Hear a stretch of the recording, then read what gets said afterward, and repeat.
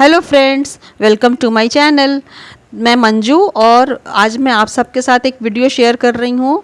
तो ये इस वीडियो में मैंने कुछ क्रोशिया का पोंचो बनाया है। वो पोंचो मैं आप सबके साथ शेयर करूँगी, इसको मैंने कैसे स्टार्ट किया। तो ये जो मैंने पोंचो बनाया है एक ऑर्गेनाइजेशन के लिए बनाया है, जो कि ये डोनेशन में जाएगा, चैरिटी के लिए है।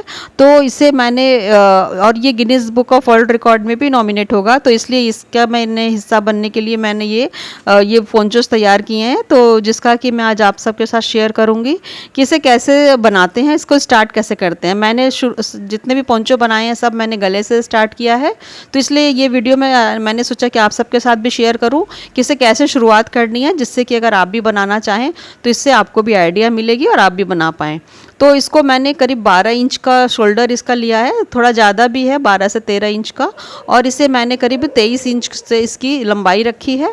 तो इसको मैंने अलग अलग डिज़ाइन में बनाया है। वर्धमान एक्रेलिक ऊल से 4 प्लाई से बनाया है और 3 मिलीमीटर का इसमें मैंने क्रोशेट हुक का यूज़ किया है।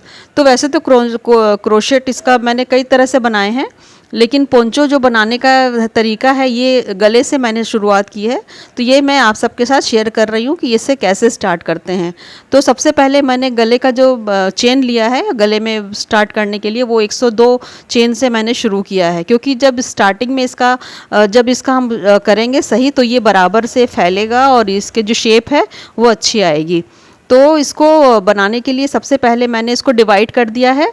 25 स्टार्ट करने के बाद 25 चेन, और फिर एक मैंने क्लस्टर के लिए रखा है जिसमें कि जहाँ से बढ़ेगा, और फिर 25 उसके बाद फिर एक क्लस्टर के लिए रखा है, उसके बाद 50। तो इस तरह आप भी एक बार ज़रूर ट्राई करें। और देखिए ये मैं आपको इससे मैं उनसे करके दिखाऊंगी कि इसको मैं कैसे स्टार्ट मैंने किया है। तो इस तरह से अगर हम डिवाइड कर लें पहले से ही चेन को, तो वो जब शुरुआत करेंगे तो वो उसका जो पोंचो का जो शेप है वो काफ़ी अच्छा आएगा।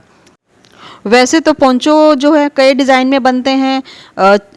इसे हम ग्रेनी स्क्वायर बना के जोड़ के बना सकते हैं, या छोटे छोटे गोल गोल इसके डिज़ाइन बना के भी इसको जोड़ के बनाया जा सकता है। बहुत तरह के डिज़ाइन में पोंचो बनाया जा सकता है, लेकिन ये जो मैं बता रही हूँ ये सबसे ईजी पैटर्न है और इसे बिगिनर्स बना सकते हैं। जिन्हें क्रोशिया चलाना ज़्यादा नहीं आता वो भी इसे बना सकते हैं, जो बहुत कम क्रोशिया का काम करते हैं वो भी इसे बना सकते हैं। तो ये सबसे ईजी है जो मैं बता रही हूँ, और मैंने जितने भी बनाए हैं इसी तरह बनाए हैं। गले से ही मैं स्टार्ट करती हूँ और फिर इसको मैं बढ़ाती जाती हूँ, और इस तरह से इसकी शेप काफ़ी अच्छी आती है। तो हम स्टार्ट जो भी करेंगे, तो जैसे मैंने बताया 102 चेन से मैंने स्टार्ट किया, और फिर इसको स्लिप स्टिच से इसको जोड़ देंगे। स्लिप स्टिच से जोड़ने के बाद डबल क्रोशिया हमें हर एक चेन में बनाना है। तो ये हमें काउंट करना है, 25 चेन में हर एक चेन में एक डबल क्रोशिया बनाते हुए ये हमें 25 बार बनाना है, जैसे मैंने पेपर पे आपको बताया। तो ये वैसे ही हमें काउंट करते हुए बनाना है। तो ये पहली लाइन को अगर हम काउंट कर लें तो उसके बाद ये काफ़ी ईजी हो जाता है। तो इस तरह से आप एक बार ट्राई करें जैसे मैंने बताया। तो ये देखिए ये मेरा 25 फंदे का मैंने कंप्लीट किया है। अभी ये ऐसे शेप आएगी, तो इसलिए इसको मैंने पहले 25 फंदे से इसको 25 डबल क्रोशिया बना के इसका मैंने एक भाग कंप्लीट किया है। और ये जो बीच का क्लस्टर है वो ऐसे ही बनेगा और डिज़ाइन बढ़ती जाएगी। तो इस तरह से देखिए ये 25 का कंप्लीट हो गया। अब ये एक सिंगल जो चेन है स्टार्ट यहाँ से हुआ है,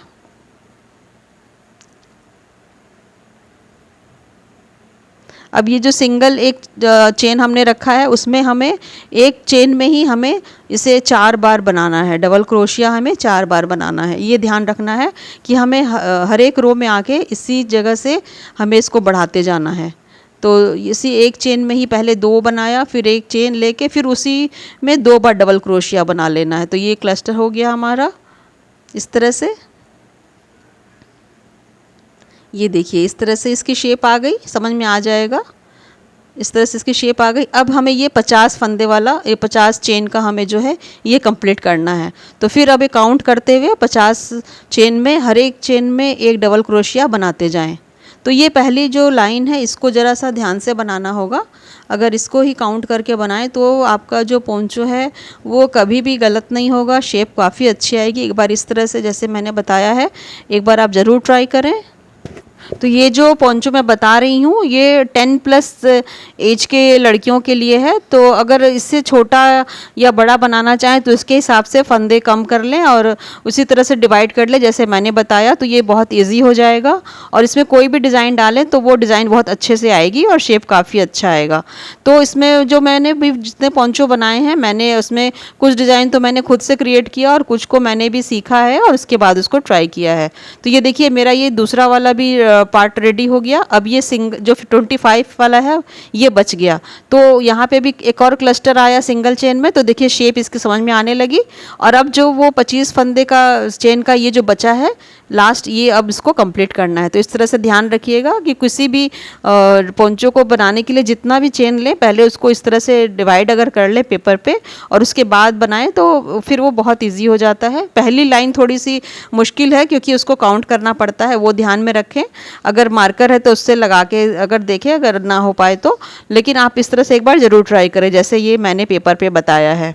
तो इस तरह से ये ऊन के हिसाब से है। अगर आपका जैसे ये 4 प्लाई का ऊन है, अगर ऊन मोटा है तो थोड़ा सा आप चेन कम कर सकते हैं और एज के हिसाब से जैसे चाहिए वो ऊन चेन को घटाया बढ़ाया जा सकता है, लेकिन इस तरह से डिवाइड कर ले तो ये शेप इसकी अच्छी आएगी। देखिए ये जैसे इसका अब समझ में आ जाएगा कि ये वाला जो इसका गले का शेप है ये ऐसे आएगा। और अब जितना जो भी मैं पैटर्न इसमें डालूंगी वो पैटर्न उसी हिसाब से बढ़ता जाएगा। जो सिंगल हमने दोनों तरफ रखा है उसी में वो डिज़ाइन बढ़ती जाएगी। तो इस तरह से जितना लंबा चाहें इसको बनाते जाएं।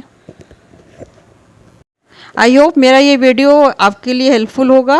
तो नेक्स्ट वीडियो में ऐसा कुछ और लेके आऊँगी। तब तक के लिए take care and bye bye.